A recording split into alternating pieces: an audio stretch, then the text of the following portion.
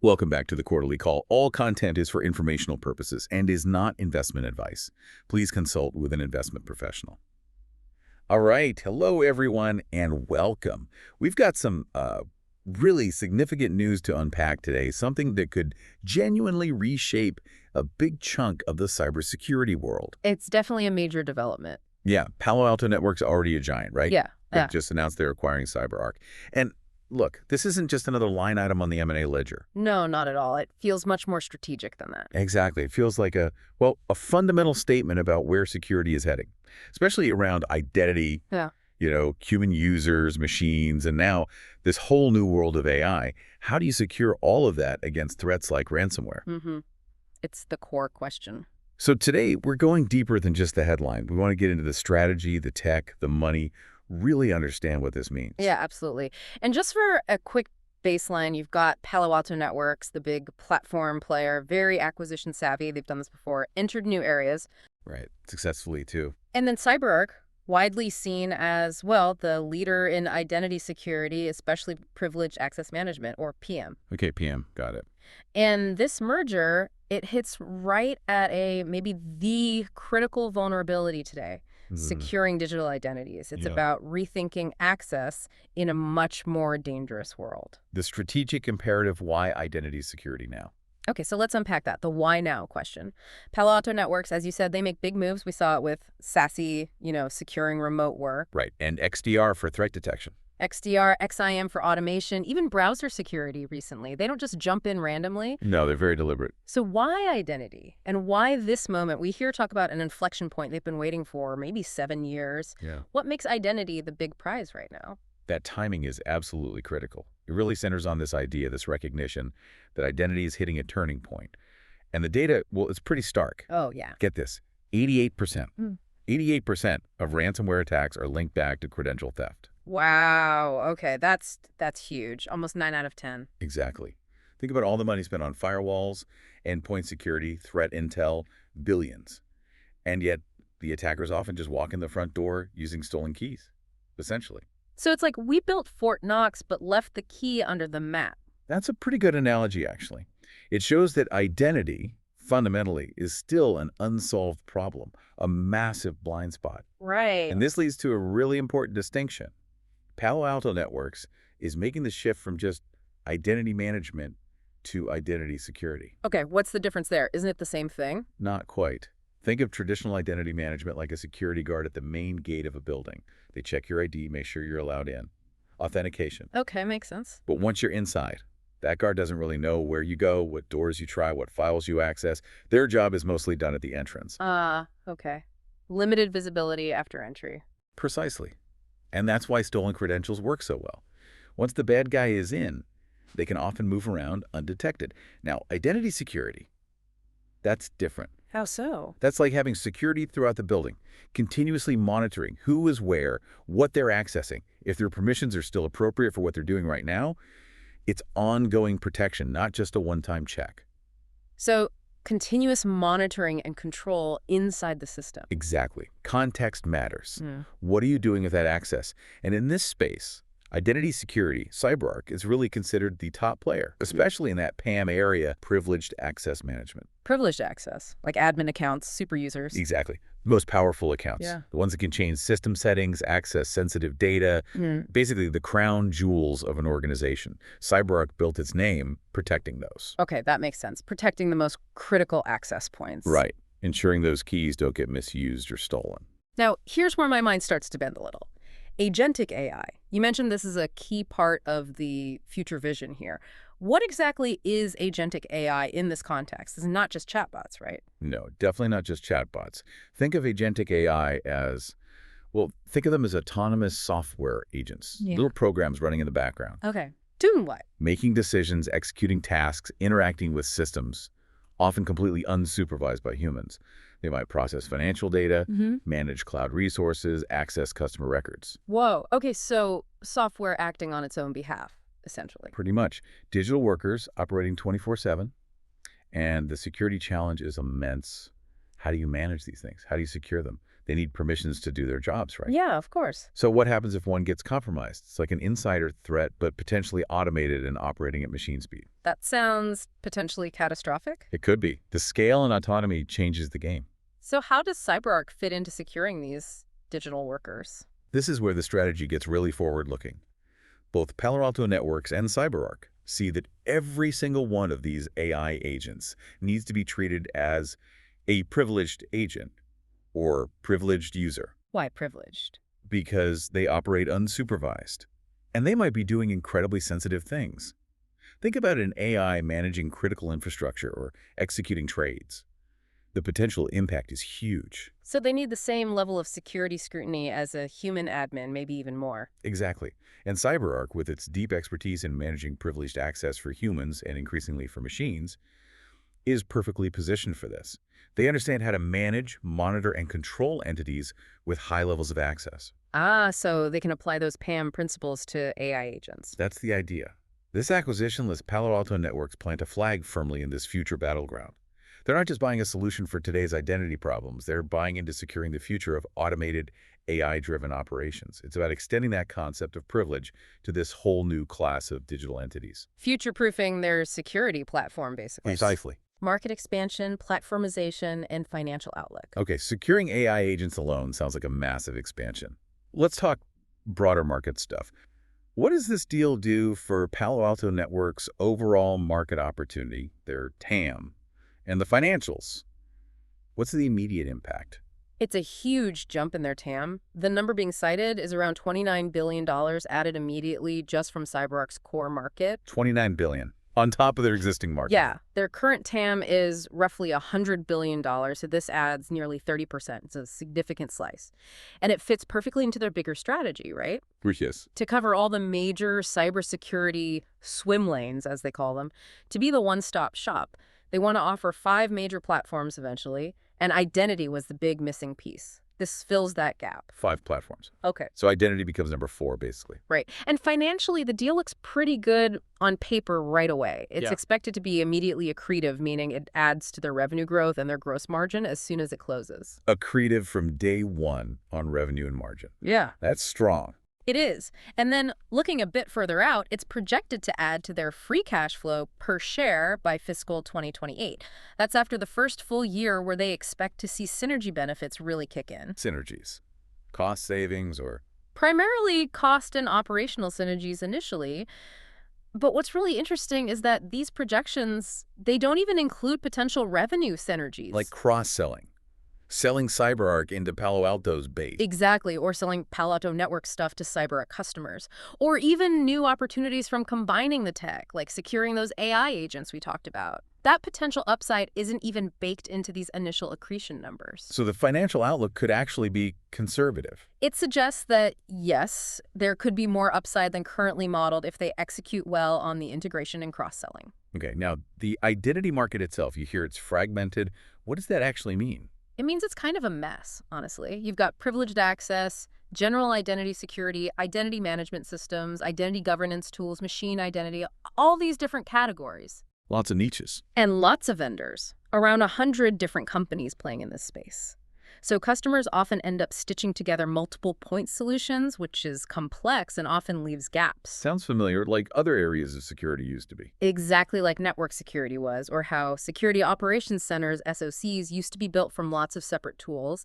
Those markets eventually consolidated around platforms. And the argument is identity is next. It needs that platform approach. That's the core bet Palo Alto Networks is making. That identity is ripe for platformization, and they want to drive it with CyberArk. Now, you mentioned something interesting about the acquisition strategy here, how it differs from past deals. Can you expand on that? Acquiring an established leader versus a disruptor. Yeah, that's a really key point. In some previous acquisitions, Palo Alto Networks bought newer, maybe more disruptive players to challenge incumbents. Think SaaS or XDR. Yeah. But with identity, customers are, and the CEO used this word specifically, petrified of ripping out their core identity systems. Petrified? Why such a strong word? Because identity is so deeply embedded. It connects to everything. Old legacy systems, new cloud apps, everything in between. If you mess up an identity migration, you could literally shut down the business for weeks. Okay, yeah, that sounds terrifying for CIs. It is. So customers don't want a revolution here. They want evolution. They want a glide path from someone they already trust, someone who understands the complexity. So buying CyberArk, an established leader, gives them that trusted partner to guide customers rather than forcing a rip and replace. Exactly. It de-risks the transition for the customer, which is crucial in the identity space. They're buying the incumbent leader to lead the transition, not disrupt it violently. That makes a lot of strategic sense. And the customer bases. Palo Alto's huge. CyberArk's pretty significant too. The synergy potential there is massive. You've got Palo Alto Networks with over 70,000 customers globally. Huge reach. 70,000. Wow. And CyberArk has over 8,000, often very loyal customers, many in critical infrastructure and regulated industries where identity is paramount. So a massive field to play in for cross-selling and integration. Absolutely. Especially when you think about integrating CyberArk's identity intelligence into Palo Alto's XIM platform. That combination could offer something genuinely new and powerful for security operations. It connects the dots between identity events and broader threats. Making the whole platform smarter, essentially. That's the vision, delivering that unified platform outcome customers are looking for. Voices from leadership Palo Alto Networks and CyberArk perspectives. It's always good to hear from the people leading the charge. What's the feeling from CyberArk's side? What does their CEO, Matt Cohen, say about this? Sounds like they're pretty enthusiastic. Very much so. Matt Cohen has been quite vocal about seeing this as a massive accelerator for CyberArk's own vision. An accelerator? How so? Well, they believe joining Palo Alto Networks lets them innovate faster, reach way more customers globally, and tackle those really tough identity challenges more effectively than they could alone. It's about leveraging Palo Alto's scale, their resources, their go-to-market machine. Tapping into that bigger engine. It's exactly amplifying their impact. And fundamentally, there seems to be a deep alignment on core beliefs. Like what? Like the idea that every identity, human, machine, AI agent needs proper privilege controls. Everywhere. All the time. They both see this explosion of identity types happening. Okay, shared philosophy there. And Cohen talks about this virtuous security cycle. CyberArk brings deep identity intelligence, context, privilege awareness. Right, the who and the what. And Palo Alto Networks brings the real-time enforcement, the network visibility, the operational platform, put them together, and the idea is they feed each other. Identity insights make enforcement smarter, and better enforcement refines the identity picture. A feedback loop, getting stronger over time. That's the goal, leading to biosecurity outcomes overall. And what about that agentic AI piece? Are they aligned there too? Absolutely. Both leadership teams seem completely aligned that these autonomous agents are inherently privileged. They're not just another user type. They require specific dynamic governance and security. Because of the unsupervised risk. Right. And they see this shared understanding as positioning the combined company uniquely to secure that next wave of AI-driven innovation. They're thinking ahead. Okay, that's a strong endorsement from the CyberArk side. What about Palo Alto Network's financial leadership? What's the CFO, Deepak Galecha, emphasizing? Galecha really hammers home the platform message.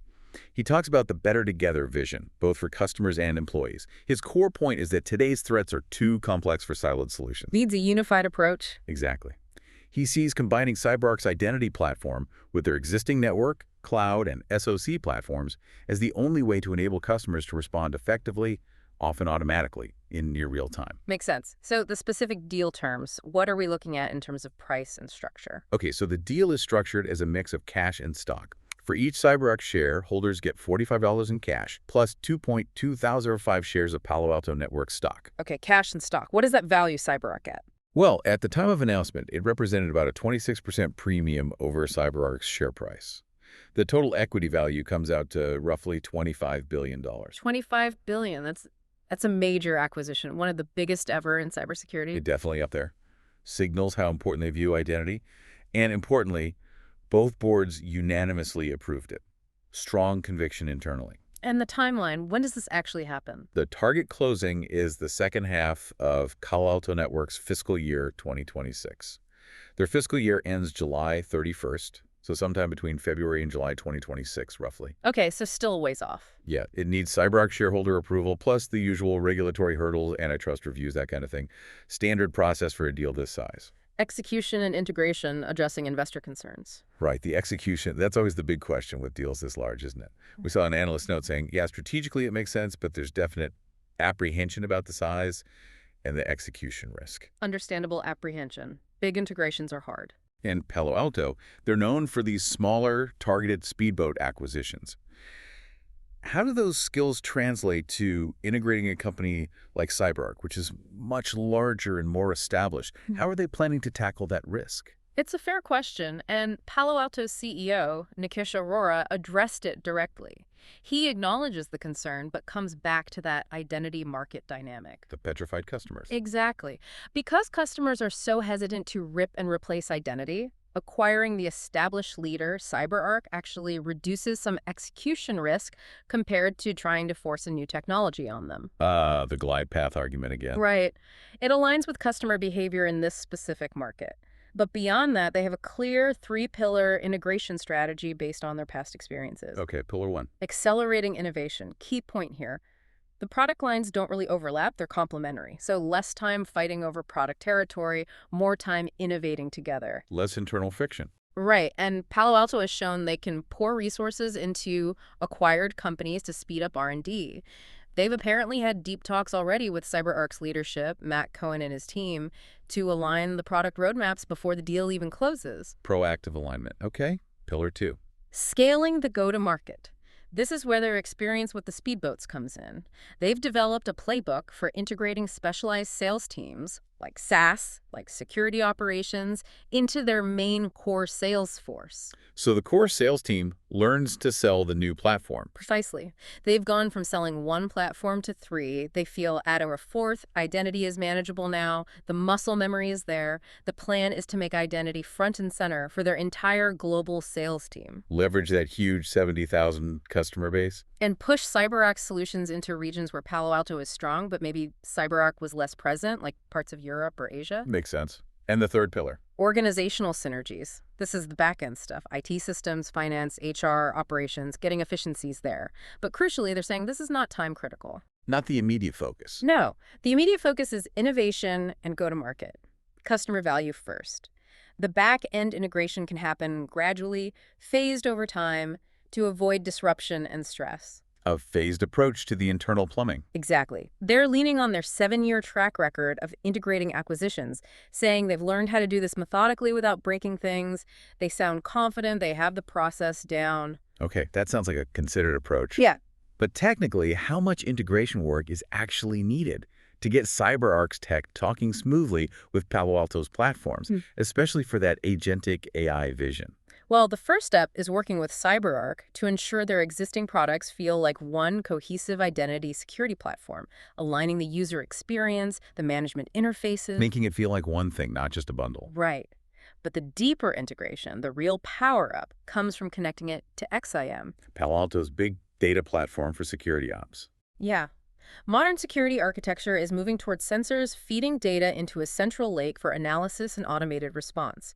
XIM is Palo Alto's lake. The vision is to pipe all the rich identity data, who logged in, what privileges they used, any risky behavior from CyberArk straight into XIM. So you can correlate identity events with network threats, endpoint alerts, everything else. Exactly. That correlation delivers much better, faster threat detection and response. But importantly, they stress the identity platform will still work great on its own. You don't need XIM. Standalone option, but better together. That's the message. But for that unified agentic protection, that's where the deep integration really shines. How so? Because in the near future, agents, humans, machines, they'll all be interacting, needing access. You need a way to manage permissions consistently across all of them. One control plane for everything. That's the holy grail. Yeah. And CyberArk's strength, their special sauce, as it's been called, isn't just seeing identities, it's controlling them, applying granular controls dynamically. Not just visibility, but actual enforcement.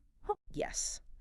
The ability to slap on controls, as they say, whether it's a human, a machine, or an AI agent, based on real-time risk and context, that unified control, powered by the data flowing into XIM, is critical for securing that future where agents are everywhere. Broader implications and forward-looking thoughts.